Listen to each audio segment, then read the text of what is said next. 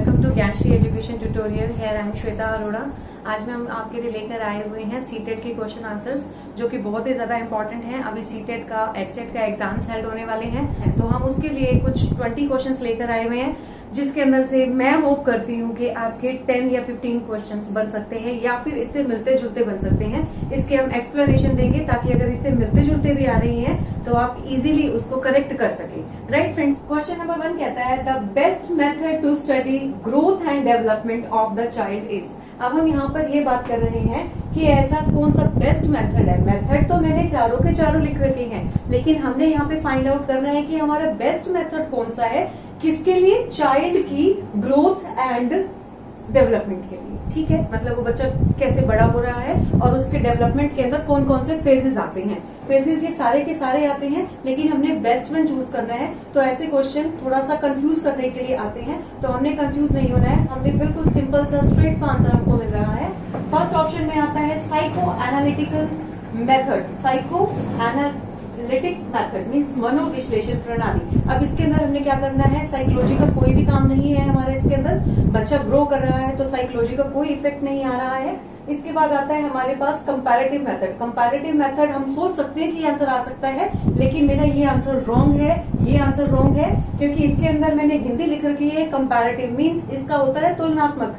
तुलना नहीं करनी है। कभी भी आप अपने बच्चों की या अपने किसी खास की किसी के साथ तुलना करेंगे ना, तो वो बच्चा हमेशा ही बैठ जाएगा। उसको ये लगेगा कि नहीं, मैं अब ग्रोथ नहीं कर सकता, कि उसने तो मुझसे ज्यादा अच्छे नंबर ले लिए, उसने ये कर लिया। तो ये हमने कभी नहीं करना होता अपने बच्चों के साथ, ना ही हम अपने स्टूडेंट्स के साथ करें कि उसके देखो इतने अच्छे मार्क्स आए हैं। नहीं, हर बच्चे के अंदर अपना ग्रोथ फैक्टर अलग होता है, डेवलपमेंट मेथड अलग होता है। जेनेटिकल प्रॉब्लम्स आ सकती हैं, उसके विकास के और मेथड्स आ सकते हैं। तो हमने यहाँ पे कंपैरेटिव मेथड में नहीं जाना है। वही बात मैं आपको बता ही रही थी। थर्ड के अंदर आता है डेवलपमेंट मेथड। हाँ, यही मैं कह रही हूँ कि विकास प्रणाली में भी आंसर हमें यहाँ पर तो आंसर आपको मिल गया है, लेकिन हम ये कह रहे हैं कि मे भी उसके डेवलपमेंट ही अलग हो, उसका जो घर का सिस्टम है, उसका एनवायरमेंटल जो सिस्टम है वो डिफरेंट हो, तो वो बच्चा आगे बढ़ेगा ही बढ़ेगा। जीन्स फैक्टर भी काम करते हैं, लेकिन हमारा एनवायरमेंटल फैक्टर भी काम करता है। किसमें करता है? उसके डेवलपमेंट मेथड के अंदर। राइट फ्रेंड्स, तो हमारा सी आंसर ही करेक्ट है। फोर्थ के अंदर दे रखा है स्टैटिस्टिकल मेथड, सांख्यिकी प्रणाली। इसमें नहीं जाना हमने कभी भी ये नहीं करना होता बच्चे तुम्हारे इतने नंबर आए तो तुम इतना ही ले सकते हो, क्योंकि अब हमारे यहाँ पर स्टडी के अंदर, एजुकेशन के अंदर ग्रेड सिस्टम लागू कर चुके हैं हम लोग, ताकि बच्चा कभी ये ना कहे कि तेरे 68 आए हैं, मेरे 78 आए हैं। ये सब चीजें खत्म हो चुकी हैं। राइट फ्रेंड्स, अब इसके अंदर मेरा आंसर रहेगा डेवलपमेंट मेथड। अब मैं नेक्स्ट क्वेश्चन के अंदर चलती हूँ। क्वेश्चन नंबर 2 कहता है the use of technology to enhance learning process is called dash in education. Means क्या है, ऐसी कौन सी टेक्नोलॉजी? देखिए, टेक्नोलॉजी तो हमारी एजुकेशन सिस्टम के अंदर यूज हो ही रही है। अब हम कह रहे हैं कि कौन सी हमारी ऐसी टेक्नोलॉजी है जो कि लर्निंग प्रोसेस के अंदर काम करती है। लर्निंग, देखिए लर्निंग के अंदर क्या क्या आ जाता है कि बच्चा देखे और सीखे। लिखवाते भी हैं हम बच्चों से, लेकिन हम बात करते हैं कि लर्निंग प्रोसेस, बच्चा लर्न कैसे कर रहा है। बच्चा लर्न तो देखते ही कर रहा है। तो हमने क्या किया, जो आज का मेथड आ रहा है, छोटे बच्चों के लिए प्ले वे बोलते हैं, लेकिन हम यहाँ पे बात कर रहे हैं हमारे प्ले वे से ऊपर की। अभी फिलहाल अगर हम बात करें तो 6 to 8 की कर लेते हैं। बच्चा है 1st to 8 में भी जाएगा, तो सबका लर्निंग मेथड थोड़ा सा अलग हो जाता है। तो यहाँ पे मैं चलती हूँ। ए ऑप्शन में आता है मेरे पास IT। IT means information technology. नहीं, हर बच्चे को हम ये टेक्नोलॉजी प्रोवाइड नहीं करा सकते स्टार्टिंग से।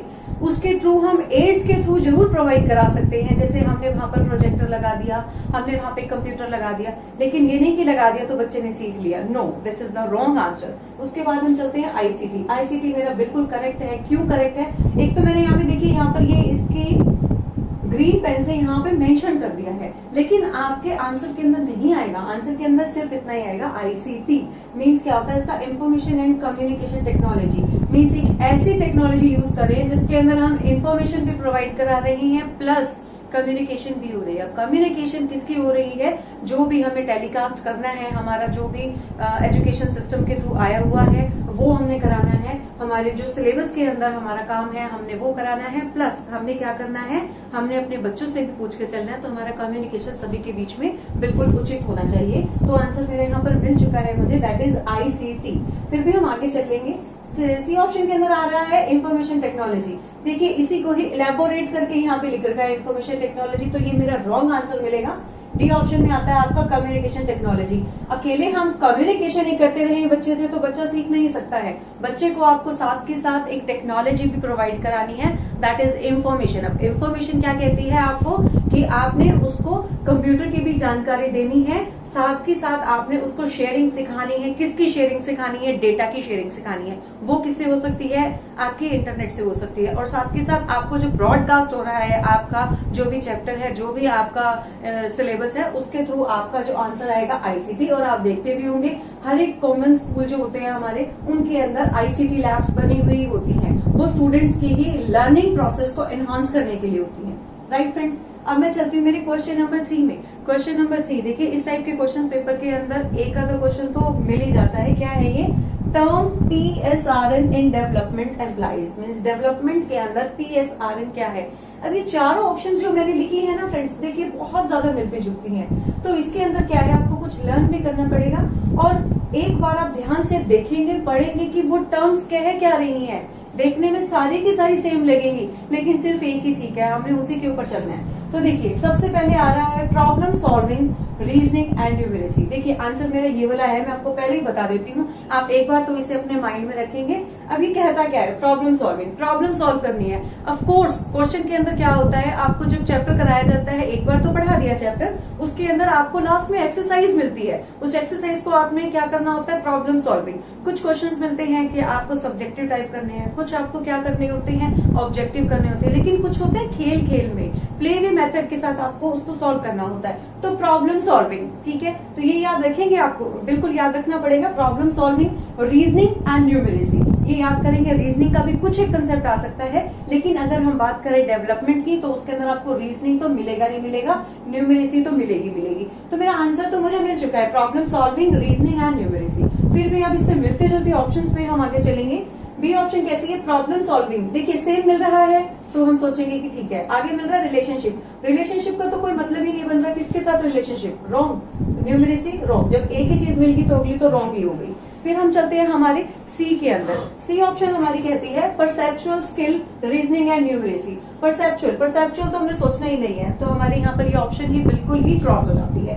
आगे चलते हैं डी में, फिर वही परसेप्चुअल मिल रहा है, आगे पढ़ने की जरूरत ही नहीं है, तो वो रॉन्ग हो जाता है। तो मुझे क्या याद करना है? Problem solving, reasoning, numeracy. देखिए PSR एंड N। तो अगर आप इस तरीके से याद करेंगे तो आप कभी भी नहीं भूलेंगे, और आपका पेपर के अंदर क्वेश्चन 1 नंबर तो पक्का मेरे कहे से। इसके बाद चलते हैं क्वेश्चन नंबर 4 में। क्वेश्चन नंबर 4 कहता है according to John Dewey schools must prepare students for, मतलब ये हमारे अमेरिकन फिलोसफर है, इनके अकॉर्डिंग पूछ रखा है, हमारे अकॉर्डिंग नहीं है, इनके अकॉर्डिंग है। अगर हम अपने अकॉर्डिंग सोचे तो चीजें चेंज हो चुकी हैं, लेकिन हम उन चीजों में नहीं जा रहे हैं। फिलहाल जो फिलोसफर ने, जो कि हमारी चाइल्ड पेडागोजी के अंदर टर्म यूज होती है, हमने उसके अकॉर्डिंग चलना है।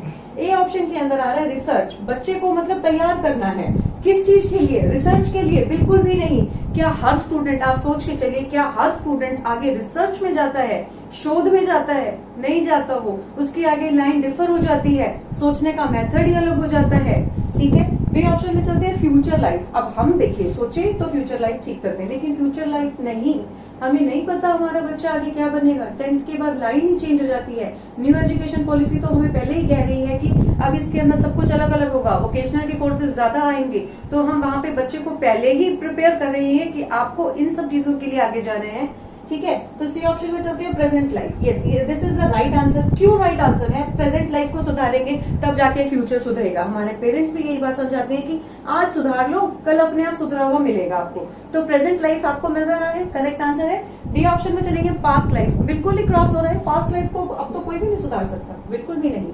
ठीक है, तो मेरा 4th का आंसर आ जाता है प्रेजेंट लाइफ। राइट, इसके बाद हम चलते हैं क्वेश्चन नंबर 5 में। क्वेश्चन नंबर 5 समझने की कोशिश करनी है। क्वेश्चन बहुत छोटा सा है, लेकिन बहुत बड़ी चीज कहता है। ये क्वेश्चन है the picture of a horse is. अब हम कह रहे हैं कि हॉर्स की पिक्चर क्या दर्शाता है, क्या होता है। ठीक है, कुछ भी हो सकता है। अगर आप अपना पूरा चैप्टर लेकर बैठे हैं तो कहीं ना कहीं जब हम देखते हैं ना कि कोई भी हमें एक इमेज दिखाई दे रही है, एक पिक्चर दिखाई दे रही है, तो हमें उससे मिलता जुलता चैप्टर समझ में आना शुरू हो जाता है। और छोटे बच्चे तो बहुत हैप्पी होते हैं अगर हम कोई भी आइकॉनिक देख लें, कोई आइकन देख लें। हमारे फोन के अंदर भी आइकन से तो बने हुए होते हैं, हमारे कंप्यूटर के ऊपर भी तो हम देखते हैं, डेस्कटॉप के ऊपर छोटे छोटे आइकन्स बने होते हैं। उस आइकन को देख के हमें पता चल जाता जाता है कि ये माइक्रोसॉफ्ट है, ये हमारा माई कंप्यूटर है, ये हमारा रिसाइकिल बिन है, आधी से ज्यादा चीज तो क्लियर हो जाती है।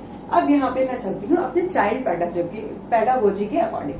फर्स्ट आता है एन आइकॉनिक स्टिमुलस। मैंने यहाँ पे हिंदी लिख रखी है, ठीक है, लेकिन हिंदी से इतनी ज्यादा चीजें क्लियर नहीं हो रही हैं, लेकिन जो बच्चे हिंदी में पेपर को अटेम्प्ट करते हैं उनके लिए हिंदी लिख रखी है, तो आप वो लोग जो है हिंदी में करने वाले वो भी इस चीज को देख लें। तो मैंने लिखा है यहाँ पे एन आइकॉनिक स्टिमुलस मीन्स प्रतिष्ठित उत्तेजना। अब क्या है इसके अंदर, आइकॉनिक, आइकन बना हुआ है, इंग्लिश में लर्न कर ले ज्यादा बेटर है। आइकॉनिक, आइकन देख लिया, किसका आइकन देख लिया, हॉर्स का देख लिया। अब हमें पता चल रहा है जो भी चैप्टर की स्टोरी है वो हॉर्स के इर्द गिर्द ही चलती रहेगी, तो आंसर मुझे मिल गया एन आइकॉनिक स्टिमुलस, ठीक है। फिर उसके बाद सी दे रखा है कंक्रीट स्टिमुलस मीन्स ठोस उत्तेजना। मतलब क्या एग्जैक्ट हमारा उसी के ऊपर चल रहा है चैप्टर? नहीं, ऐसा कुछ भी नहीं होता। जो बहुत ज्यादा क्लियर होता है या जो बहुत ज्यादा नियर होता है चैप्टर के, उसके थ्रू होता है, ऐसा जरूरी नहीं होता, ठीक है। तो हम यहाँ पर इसको क्रॉस कर रहे हैं, हमारा ठोस उत्तेजना आंसर नहीं आएगा। सी में आ रहा है सिग्नल स्टिमुलस, संकेत उत्तेजना। संकेत नहीं देना चैप्टर के अंदर हमने, हम तो प्रिसाइज कंसाइज होकर बात कर रहे हैं कि आइकॉनिक मिल रहा है हमें, एग्जैक्ट आंसर मिल रहा है, हमने मिलते जुलते के अंदर जाना ही नहीं है, करेक्ट। फोर्थ ऑप्शन आती है मेरे पास सिंबॉलिक स्टिमुलस मीन्स प्रतीकात्मक उत्तेजना। हमने इसमें नहीं जाना, सिंबॉलिक में काम ही नहीं करना, सिंबॉलिक कोई लैंग्वेज थोड़ी हम यूज कर रहे हैं यहाँ पे। तो मेरे पास जो करेक्ट आंसर आ जाएगा वो आ जाएगा iconic stimulus, right friends. Now my next question says, question number 6, teachers should present information to the students clearly. देखिए पहले यहाँ तक लेंगे, हम इस क्वेश्चन को समझते हैं। ऐसे टाइप की जब आपको लगे ना कि क्वेश्चन इतने बड़े बड़े हैं तो उसको पहले स्प्लिट करो। स्प्लिट करने के लिए एंड दे रखा है, एंड से पहले वाला वर्ड पढ़ो। अब ये कह रहे हैं teachers should present an information to the students clearly. Means क्या आ रहा है कि टीचर्स को अपने इंफॉर्मेशन स्टूडेंट्स को देनी चाहिए एंड इन इंटरेस्टिंग वे, कि एक इंटरेस्टिंग वे में, ताकि अच्छे से बच्चा सीख सके।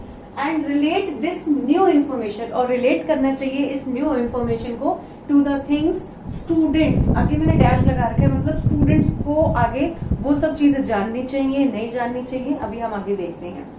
ए ऑप्शन के अंदर आ रहा है डोंट नो, सेकंड में आ रहा है ऑलरेडी नो, सी में आ रहा है आपका, थर्ड में आ रहा है विलिंग टू नो, डी आ रहा है नॉट विलिंग टू नो। अब देखिए क्वेश्चन के अंदर ये आ रहा है कि टीचर्स जो इन्फॉर्मेशन दे रहे हैं वो बच्चों को चैप्टर जो है वो पहले से ही पता होना चाहिए, नहीं पता होना चाहिए, विलिंगनेस होनी चाहिए या विलिंगनेस नहीं होनी चाहिए। तो हम ये कह रहे हैं पहले थोड़ा बहुत पता होना चाहिए, ठीक है। तो फर्स्ट के अंदर आ रहा है डोंट नो, रॉन्ग हो जाएगा। सेकंड के अंदर चलेंगे ऑलरेडी नो, मतलब स्टूडेंट्स को कुछ ना कुछ पहले पता होना चाहिए। देखिए स्टार्टिंग में जब हम करते हैं ना, भूमिका बांधते हैं हम, तो भूमिका के अंदर सारा का सारा व्याख्यान हो ही जाता है। तो इसीलिए हमने यहाँ पे क्या रखा, जो टीचर पढ़ाएगा, जो टीचर को पढ़ाना चाहिए, वो बच्चे को पहले थोड़ा बहुत पता होना चाहिए, ठीक है। तो मेरा सी ऑप्शन सही आ रहा है, बी ऑप्शन सही आ रहा है। सी ऑप्शन के अंदर आ रहा है विलिंग टू नो, मतलब बच्चे को एक जिज्ञासा होनी चाहिए, जानना चाहिए। विलिंग है उसकी मतलब वो जानना चाहता है, ऑफ कोर्स जानना तो चाहेगा ही। डी ऑप्शन के अंदर आ रहा है नॉट विलिंग टू नो, वो जानना नहीं चाह रहा। ये इन सबको मैं क्रॉस कर रही हूँ, सिर्फ इसी को ही मैं बोल रही हूँ कि ये होना चाहिए ऑलरेडी नो। अगर उसको पहले थोड़ा बहुत भी पता है ना, तो वो बहुत इजीली उसको ग्रैप्स कर सकता है कि टीचर कहना क्या चाह रहा है, राइट। तो मेरा बी ऑप्शन बिल्कुल करेक्ट रहेगा। नेक्स्ट क्वेश्चन में चलती हूँ, question number 7, special education is related to. Special education दी जाती है स्टूडेंट्स, हर एक के स्कूल के अंदर ये ऑप्शन होती है, कराया जाता है। जैसे हमारे गवर्नमेंट स्कूल्स के अंदर होता है कि स्पेशल टीचर्स अवेलेबल होते हैं। कुछ स्टूडेंट्स ऐसे होते हैं जो मेंटली रिटार्डेड होते हैं, कुछ स्टूडेंट्स ऐसे होते हैं जो कि हमारे यहाँ मैंने लिख रखा है डिसेबल्ड है, मीन्स वो दिव्यांग है। तो ऐसे टाइप की कुछ ना कुछ प्रॉब्लम्स होती हैं। तो कई बार ऐसे होता है कि उनका एडमिशन नहीं करते हैं, लेकिन नहीं, हम ऐसा नहीं कर सकते, हमें उनका एडमिशन जरूर करना है, उनके लिए स्पेशल टाइप के टीचर्स रखेंगे। तो मेरे क्वेश्चन यहाँ पे ये कह रहे हैं कि स्पेशल एजुकेशन दो, मीन्स अगर मान लो कि किसी को कोई प्रॉब्लम है, किसी को देखने में प्रॉब्लम है, तो उसके लिए ब्रेनली लिपि करके कोई नया टीचर मंगवाया जाता है। या फिर हम ये कहते हैं कि कोई और किसी भी टाइप की प्रॉब्लम है किसी स्टूडेंट को, तो उसकी प्रॉब्लम को जो सॉर्ट आउट कर सकता है वैसे टाइप का टीचर वहां पर अवेलेबल होना चाहिए। तो हम यहाँ पे कह रहे हैं कि एजुकेशन क्या है, स्पेशल एजुकेशन क्या है, जितना समझाया क्लियर हो चुका है। फिर भी हम ऑप्शन में चलते हैं। ऑप्शन कहती है एजुकेशन फॉर टैलेंटेड स्टूडेंट्स। अब हम कह रहे हैं ऐसी एजुकेशन जो टैलेंटेड स्टूडेंट्स के लिए है। टैलेंटेड स्टूडेंट्स तो किसी भी टीचर से पढ़ लेंगे, थोड़ा बहुत पढ़ाते ही पढ़ लेंगे, और अगर मान लो नहीं भी पढ़ा रहे हैं वो बुक से भी गो थ्रू हो जाएंगे और थोड़ी भी गाइडलाइंस मिलेंगी वो कर लेंगे। तो मेरी स्पेशल एजुकेशन उन स्टूडेंट्स के लिए नहीं है। उसके बाद आता है B option, education programs for disabled. Disabled मैंने यहाँ पे ना दिव्यांग लिख भी दिया है कि ऐसे स्टूडेंट्स जो थोड़े बहुत डिसेबल्ड हैं उनके लिए एजुकेशनल प्रोग्राम्स चलाए जाते हैं। तो मेरी स्पेशल एजुकेशन इसको रेफर करती है, राइट। तो मुझे आंसर मिल चुका है। फिर भी हम आगे चलेंगे क्योंकि ये ऑप्शंस बहुत मिलती जुलती होती हैं। ऑप्शन के अंदर कहते हैं हम ट्रेनिंग प्रोग्राम्स फॉर टीचर्स, मतलब टीचर्स के लिए ऐसे प्रोग्राम्स करना। हाँ वो करना, लेकिन वो स्पेशल एजुकेशन हम टीचर्स को प्रोवाइड अलग वे में करेंगे। यहाँ पर वो ट्रेनिंग उनके लिए प्रोवाइड नहीं हो रही है। यहाँ पे वो ट्रेनिंग आपकी प्रोग्राम्स जो हो रहे हैं वो डिसेबल्ड के लिए हो रहे हैं। तो मेरे पास यहाँ पे टीचर्स के ऑप्शन नहीं है। टीचर्स को हम यहाँ पे लर्निंग प्रोसेस में नहीं लेके जा रहे हैं। ये ऑप्शन आ रहा है training programs for retarded. Retarded होते हैं जो मंद बुद्धि होते हैं, जिनको थोड़ी और प्रॉब्लम होती है, उनकी बुद्धि लब्धि बहुत कम होती है, मीन्स उनकी जो एजुकेशनल सिस्टम है वो प्रॉपर नहीं है, या फिर इंटेलिजेंसी जो आईक्यू है वो बहुत ज्यादा लो है as compare to their age. तो मेरा यहाँ पर हम दोनों इनको देखेंगे ना तो हमें दोनों ऑलमोस्ट सेम से मिलेंगे, लेकिन हमने डिसेबल्ड पे जाना है। रिटार्डेड का मतलब होता है मंद, तो हमें इनके लिए नहीं करना है। तो मेरा आंसर जो बनेगा वो बी बनेगा, educational programs for disabled. Clear friends. इसके बाद चलती हूँ मैं अपने नेक्स्ट क्वेश्चन के अंदर, क्वेश्चन नंबर 8। ऐसे टाइप के क्वेश्चन भी मिल जाएंगे आपको पेपर के अंदर कि आपको एक स्टेटमेंट दे दी गई है और उसके अंदर आपको ये बता रखा है कि ये सिद्धांत किसने दिया था। चलते हैं। मैं तो सब बार कहती हूँ कि इतने सारे जो हमारे ये है ना लर्नर्स, जो हमारी थ्योरी दे रखी है हम लर्न नहीं कर सकते, तो इसको दोनों वे में समझाऊंगी मैं कि हम इसको किस सिद्धांत के थ्रू कर सकते हैं, और एक सिंपल जो कि ज्यादा एजुकेटेड नहीं है, जिनको ज्यादा नॉलेज नहीं है, फिर भी वो अपना मार्क्स ले सकते हैं। ऐसे बच्चे घबराएं मत। तो आ रहा है individual learners from his own mistakes. जो इंडिविजुअल मीन्स जो अलग से बच्चे हैं, हर एक बच्चा जो है वो अपनी मिस्टेक से सीखता है।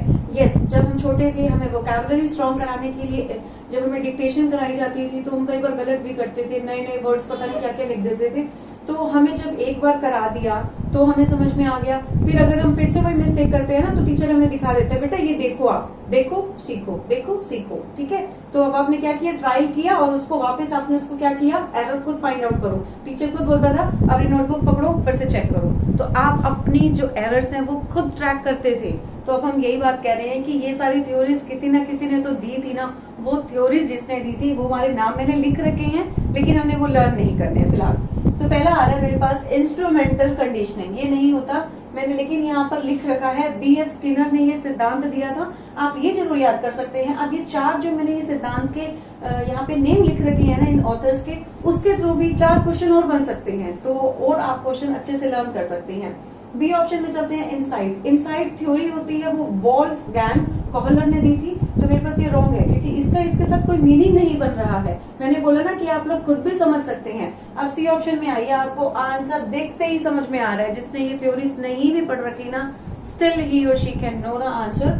ट्रायल एंड एरर मीन्स वो चीज देखेगा और एरर फाइंड आउट करेगा और उसको आंसर मिल जाएगा। और एक क्वेश्चन ये भी बन सकता है कि ये थ्योरी किसने दी थी, तो ये थ्योरी दी थी एडवर्ड ली थॉर्नडाइक ने दी थी, तो ये एक क्वेश्चन न्यू बन सकता है। ठीक है, फिर भी हम नेक्स्ट ऑप्शन में चलेंगे। क्लासिकल कंडीशनल का कोई मतलब ही नहीं आ रहा, ये जॉन वाटसन ने दी थी, लेकिन हमने यहाँ पर इसमें नहीं जाना है। हमारा आंसर हमें बिल्कुल क्लियर एंड कंसाइज मिल रहा है, that is trial and error. Correct friends. इसके बाद आता है question number 9, which one of the following indicate child's physical growth. इसके अंदर से हम ऐसे बता रहे हैं कि ऐसा कौन सा फैक्टर है जो कि बच्चे की फिजिकल ग्रोथ को दर्शाता है, इंडिकेट करता है। तो पहला नेगेटिव हो ही नहीं सकता, बच्चे की ग्रोथ कभी नेगेटिव में क्या किसी की भी नहीं जाएगी। बी ऑप्शन में आता है क्वांटिटेटिव।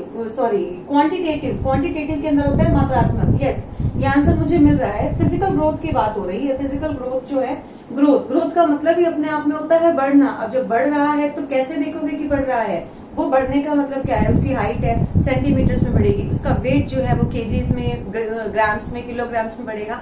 तो मात्रा तो मिल रही है ना आपको, क्वांटिटी तो मिल रही है ना, तो आंसर मेरा क्या आ रहा है, क्वांटिटेटिव। फिर उसके बाद सी आता है क्वालिटेटिव। क्वालिटेटिव का मतलब होता है गुणात्मक। मैंने हिंदी इसलिए लिख रखी है क्योंकि बहुत सारे जो हमारे कैंडिडेट्स हैं वो हिंदी में पेपर देंगे, वो एक साइड हिंदी वाला पढ़ते हैं, एक साइड इंग्लिश वाला पढ़ते हैं, जिसको जैसे भी समझ में आए मैंने बायलैंग्वेज के अंदर लिख रखा है। तो क्वालिटेटिव है, क्वालिटेटिव आंसर नहीं होगा। गुणात्मक मतलब ये थोड़ी है कि अच्छा है तो बच्चा बढ़ रहा है, या इसकी अगर हम कहें कि इसकी हैंडराइटिंग अच्छी है तो इसका फिजिकल ग्रोथ के साथ कोई भी मीनिंग नहीं है, तो मेरा ये आंसर क्रॉस हो जाता है। डी आ रहा है पॉजिटिव, तो ये तो ऐसे तो कोई ग्रोथ होती ही नहीं है फिजिकल ग्रोथ, तो मेरा जो करेक्ट आंसर मुझे मिलेगा वो मिलेगा बी ऑप्शन मिलेगी मुझे, क्वांटिटेटिव, राइट। फिर इसके बाद आता है क्वेश्चन नंबर 10। क्वेश्चन नंबर 10 बहुत ज्यादा इंटरेस्टिंग है। ये हम कहते हैं कि यहाँ पे आ रहा है साइकोलॉजी इज, साइकोलॉजी क्या है। हम हमेशा ये बात सोचते हैं कि साइकोलॉजी की, इसको मैम जो है हमारी वो पता नहीं कैसे जान लेती है हमारे मन की बात, वो पता नहीं कैसे सोच लेती हैं। सर है उनको कैसे पता चल जाता है, आज हम नोटबुक नहीं लेके आए तो आज हम ये बहाना बनाएंगे। मतलब ये क्या है, ये साइकोलॉजी है। साइकोलॉजी मतलब किसी के माइंड को पढ़ना कि किस तरीके से हम कर सकते हैं, उसका बिहेवियर क्या है, बिहेवियर के थ्रू उसके माइंड को पढ़ना होता है। तो हम इसके अंदर चलते हैं। ए ऑप्शन कहते हैं साइंस ऑफ सोल, मीन्स आत्मा का विज्ञान। नहीं हो सकता, हमने यहाँ पे सोल की तो कोई बात ही नहीं करनी है, ऐसा कोई भी सिद्धांत नहीं दिया गया है। बी आता है science of behaviour, yes exact यही होता है। स्टूडेंट पकड़ा जाता है, अगर मान लो वो नोटबुक नहीं लेकर आया तो वो कहीं इधर देखेगा उधर देखेगा तो टीचर वहीं से पता पकड़ लेगा उसको कि वो कहाँ झूठ बोल रहा है। तो यहाँ साइकोलॉजी है, हमने यहाँ पे स्टूडेंट्स के अकॉर्डिंग अपनी साइकोलॉजी पढ़नी है। यहाँ पर हम कह रहे हैं साइंस ऑफ बिहेवियर मीन्स व्यवहार का विज्ञान, ठीक है। तो मेरा आंसर मुझे मिल गया है, फिर भी मैं आगे चलूंगी। सी ऑप्शन चलती है साइंस ऑफ माइंड, मस्तिष्क का विज्ञान। ऐसा कोई विज्ञान नहीं है कि हम किसी के माइंड को पढ़े, सिर्फ हम उसका बिहेवियर पढ़ सकते हैं, माइंड नहीं पढ़ सकते। और अगर हम माइंड पढ़ सकते, ऐसी अगर कोई टेक्नोलॉजी होती तो हम सारे के सारे गुनाहगारों को जेल में अब तक ले जा चुके होते। डी ऑप्शन आती है साइंस ऑफ एनवायरमेंटल मीन्स पर्यावरण का विज्ञान। यहाँ पे हम बात ही नहीं कर रहे पर्यावरण की, एनवायरमेंटल की, तो मेरे पास जो आंसर आ जाता है psychology is a science of behaviour, right friends. तो चलिए फ्रेंड्स, अगर आपको वीडियो अच्छा लगता है तो आप इसे जरूर लाइक करें, शेयर करें, सब्सक्राइब करें और कमेंट्स जरूर देते रहें। इसके बाद क्वेश्चन नंबर 11 आता है। क्वेश्चन नंबर 11 कहता है according to Emile the noblest work in education is to make a an M. Means क्या कह रहे हैं कि एमाइल के अकॉर्डिंग, जो हमारे पास यहाँ पर एक वक्ता है एमाइल, उनके अकॉर्डिंग नोबलेस्ट वर्क क्या है, ठीक है। अब इसके अंदर आ रहा है एक, मतलब बहुत अच्छा काम क्या है। एक ऑप्शन के अंदर आ रहा है थिंकर। थिंकर देखिए यहाँ पर ना एक मीनिंग आता है सोचने वाला, लेकिन हमने वो नहीं लेना है, हमने यहाँ पे लेना है विचारक, क्योंकि थोड़े बड़े लेवल पे बात हो रही है विचारक, क्योंकि हम ये कह रहे हैं कि नोबलेस्ट वर्क क्या होगा, क्या होना चाहिए एजुकेशन के अंदर। कुछ बच्चा करेगा तो आगे बढ़ेगा ना, तो हम यहाँ पे कह रहे हैं विचारक। B entrepreneur. तो सबसे पहले ये क्वेश्चन कहूंगी कि क्वेश्चन अच्छा, बहुत अच्छा है, लेकिन इसकी जो ऑप्शन है ना वो रॉन्ग आ रही है। बी ऑप्शन में चलते हैं हम। एंटरप्रेन्योर मीन्स व्यवसायी। अगर हम बच्चे को पढ़ा रहे हैं, एजुकेशन दे रहे हैं, तो वो बड़ा होकर क्या बनेगा या क्या उसका मीनिंग रहेगा, उद्देश्य क्या रहेगा। एंटरप्रेन्योर बनेगा मीन्स एक व्यवसायी बनेगा, विकांट से। तो ये ऑप्शन मेरी रॉन्ग हो जाती है। हमें क्या पता बच्चा बड़े होकर क्या बनेगा, उसका एरिया ऑफ इंटरेस्ट कहाँ पे आता है। फिर उसके बाद मैं अपनी सी ऑप्शन में चलती हूँ, that is good citizen. Good citizen मतलब एक अच्छा नागरिक। बिल्कुल करेक्ट आंसर मेरा मिल रहा है मुझे। अच्छा नागरिक क्यों मिल रहा है, क्योंकि मैं बिल्कुल क्लियर कह रही हूँ कि जब हम पढ़ाते हैं तो सबसे पहले हम यही एक मॉरल एजुकेशन देते हैं कि अच्छे नागरिक बनना है, तुमको एक अच्छा डिसेंट पर्सन बनना है आपको। तो ऑप्शन मुझे मिल रही है मेरी C correct, good citizen. Fourth option में चल लेती हूँ रीजनिंग मैन। रीजनिंग मैन क्या है, मानसिक तार्किक व्यक्ति। उसमें नहीं जाना हमने, हमें नहीं पता बच्चे का आगे एरिया ऑफ इंटरेस्ट क्या है, रीजनिंग में जाएगा वो, किस में जाएगा, विकांट से। तो मेरा सबसे पहले एक यही उद्देश्य रहता है, नोबलेस्ट वर्क यही रहता है। एक टीचर जिसके ऊपर वर्क करता है वो रहता है गुड सिटीजन बनाना, उसको अच्छे संस्कार उसके अंदर डालना, राइट। इसके बाद क्वेश्चन नंबर 12 आता है। क्वेश्चन नंबर 12 कहता है which one of the following is not taken into consideration while preparing the blueprint for a test. Means एक टेस्ट बनाना है, एक आप भावी टीचर्स हैं, आप लोगों को टेस्ट भी बनाने होंगे, टेस्ट कंडक्ट करने होंगे अपनी क्लास के लिए। तो सबसे पहले ना हम एक ब्लूप्रिंट बनाते हैं। वो ब्लूप्रिंट को हम क्या बोल सकते हैं, खाका। खाका मीन्स एक फॉर्मेट होता है कि आपको 100 मार्क्स का क्वेश्चन बनाना है, क्वेश्चन पेपर बनाना है, 50 मार्क्स का बनाना है। तो उसके अंदर कितने आप एमसीक्यूज डालेंगे, कितने आप अपने ऑब्जेक्टिव जो हो गए, सब्जेक्टिव हो गए, इस टाइप के आप क्वेश्चंस डालेंगे। तो आपको किस हिसाब से बनाना है। अब बनाने के लिए आप कौन सा फैक्टर यूज नहीं करेंगे, ये क्वेश्चन में पूछा गया है। अब ये आता है सबसे पहले टॉपिक। देखो टॉपिक तो डालोगे ही डालोगे आप, उसी टॉपिक के अकॉर्डिंग तो होता है ना, ठीक है। तो इसके अंदर आपके पास ये तो होता ही होता है, ठीक है। बी ऑप्शन में आता है फॉर्म क्वेश्चन मीन्स प्रश्न बनाना। ये प्रश्न तो बनाएंगे हम। इन्होंने पूछ रखा है कि आप कौन सा नहीं लेते हैं, क्वेश्चन को ध्यान में रखना। सी ऑप्शन में आ रहा है इंस्ट्रक्शनल ऑब्जेक्टिव्स। आपको निर्देशात्मक उद्देश्य भी लिखने होते हैं। निर्देशात्मक उद्देश्य मीन्स ऊपर आपको ये भी लिखना होता है कि आपके मैक्सिमम मार्क्स कितने आ रहे हैं, कितने में से आप दे रहे हैं, तो ये सारा कुछ आपको लिखना होता है। डी ऑप्शन में आता है मेरे पास टीचिंग टाइम।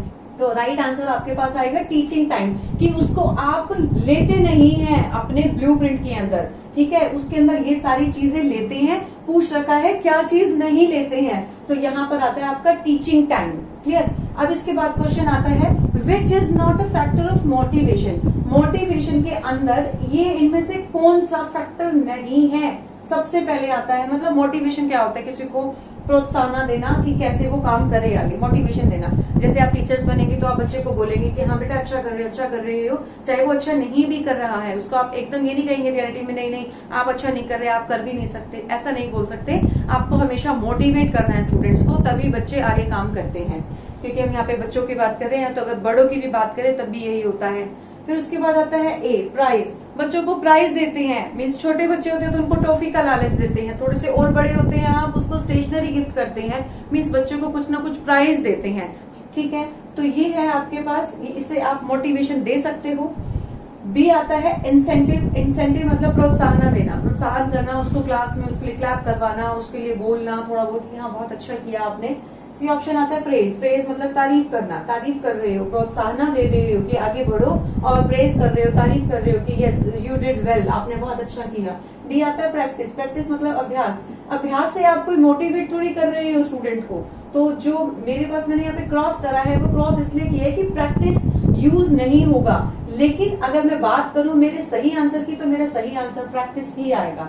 राइट फ्रेंड्स, इसके बाद मैं नेक्स्ट क्वेश्चन में चलती हूँ। क्वेश्चन नंबर 14 है the curriculum of educational institute should be based on. मतलब एजुकेशनल इंस्टीट्यूट का जो करिकुलम है, जो आपको सिलेबस बनाना है, वो किसके ऊपर डिपेंडेंट रहता है। ठीक है, तो फर्स्ट ऑप्शन मेरे पास आती है थ्योरी। थ्योरी तो हम बच्चों को कराते हैं। ठीक है, बी आता है प्रैक्टिस। प्रैक्टिस भी हम कराते हैं, मीन्स अभ्यास कराते हैं, प्रैक्टिकल्स लेते हैं ना स्टूडेंट्स का।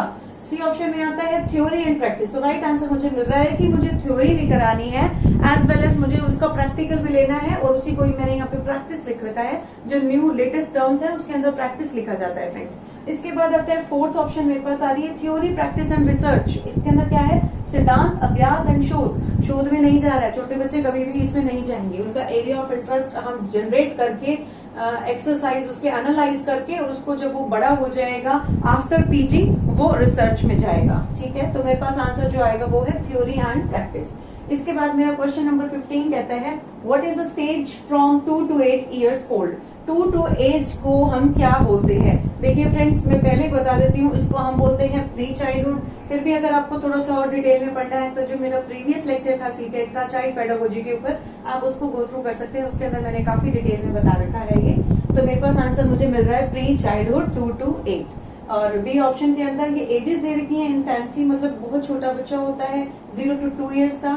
सी ऑप्शन के अंदर आता है लेटर चाइल्डहुड, मतलब चाइल्डहुड से थोड़ा सा जो बड़ा हो जाता है 9 to 11। और एक आता है आपके पास प्री एडोलेसेंस, मतलब वो जवान भी नहीं हुआ है, अडल्ट भी नहीं हुआ है, तो उसकी जो एज दे रखी है वो दे रखी है 10 to 12। तो मेरे पास जो राइट आंसर बनेगा वो बनेगा प्री चाइल्डहुड। Correct friends. इसके बाद मैं क्वेश्चन नंबर 16 में चलती हूँ।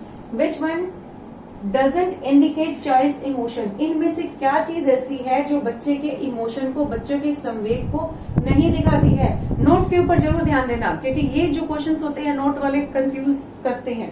तो पहला आ रहा है प्लेजर। प्लेजर क्या होता है, खुशी। खुशी तो हम बता सकते हैं ना कि हम खुश हैं, तो बच्चा भी बता सकते हैं, तो वो क्या है, उसका इमोशन है। राइट। उसके बाद आता है आपके पास बी सोरो, दुख। दुख भी आपका इमोशन है, अपने आप ही आ जाता है।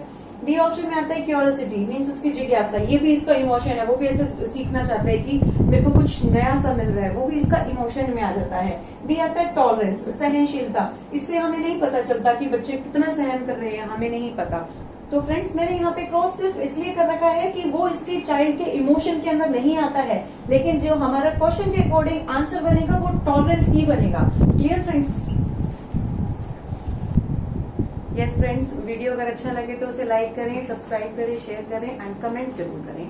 अब इसके बाद मैं चलती हूँ क्वेश्चन नंबर 17 के अंदर। क्वेश्चन नंबर 17 कहता है which one of the following should be used to increase correct responses and appropriate behaviour. हम कह रहे हैं कि इसमें से कौन सा ऐसा मेथड हमें फॉलो करना चाहिए जिससे कि आप जो बच्चों से आंसर ले रहे हो वो करेक्ट रिस्पॉन्स मिले और साथ में अप्रोप्रिएट बिहेवियर भी उनका अच्छा हो। ठीक है, तो इसके ऑप्शन में चलते हैं। फर्स्ट आता है मेरे पास इग्नोरेंस, मतलब आप अज्ञानता, इग्नोर करो किसी को, तो ये आंसर तो हो ही नहीं सकता क्योंकि ये राइट स्ट्रेटेजी ही नहीं है। बी ऑप्शन में आता है स्ट्रिक्टनेस, मीन्स आप कितने कठोर बन जाओगे, क्या बच्चा सही आंसर दे देगा। ये पहले सोचा करते थे टीचर्स, पर आज के टाइम पे ऐसा बिल्कुल भी नहीं है, तो ये मेरा आंसर रॉन्ग है। सी ऑप्शन में चलता है रिवार्ड, मतलब पुरस्कार देना। क्या आप हर बार पुरस्कार देते रहोगे? ऐसा कुछ भी हमारी जो गवर्नमेंट है ऐसे धनराशि प्रोवाइड नहीं करती कि हम हर बच्चे को हर क्लास में इतना रिवार्ड देते रहें, नहीं, ऐसा भी पॉसिबल नहीं है। डी ऑप्शन आता है प्रेज, यस, प्रेज आंसर इसका करेक्ट है कि आप बच्चे की प्रशंसा कर सकते हो उसकी पूरी क्लास के अंदर या प्रेयर असेंबली के अंदर या कहीं पर भी आप उसकी प्रशंसा कर सकते हो, तो उसको अच्छा लगेगा। तो इससे आपको करेक्ट रिस्पॉन्सेज आने मिलने शुरू हो जाएंगे और आपको अप्रोप्रिएट बिहेवियर भी बच्चे का दिखना शुरू हो जाएगा। नेक्स्ट क्वेश्चन में चलते हैं, which is different from the other three with respect to fine motor development movement. Sorry, अब इसके अंदर आ रहा है फाइन मोटर मूवमेंट। मैंने ये पिछली बार भी क्वेश्चन कराया था, मेरे लास्ट वीडियो को आप सर्च कर सकते हैं। तो इसके अंदर क्या था कि फाइन मोटर मूवमेंट के अंदर क्या चीज यूज होती है। यहाँ पे आ रहा है विच इज डिफरेंट फ्रॉम, यहाँ पे पूछा गया कि क्या चीज डिफरेंट है।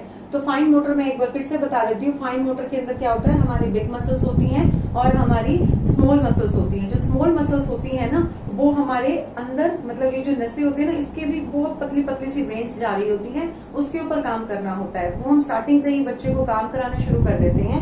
अब ये 4 ऑप्शन है, 4 ऑप्शन में से हम बता रहे हैं कि हमारी एक ठीक है, 3 रॉन्ग है। तो पहला आ रहा है डॉट जॉइनिंग। डॉट जॉइनिंग जैसे ऐसे दे दिया आपको, ये दे दिया, छोटे बच्चे को जब सिखाते हो तो आप ऐसे सिखाते हो, ऐसे स्लैंटिंग लाइन सिखा दी, उसको ऐसे स्लीपिंग लाइन सिखा दी, तो 2 डॉट जोड़ दिए, ऐसे कर दिया।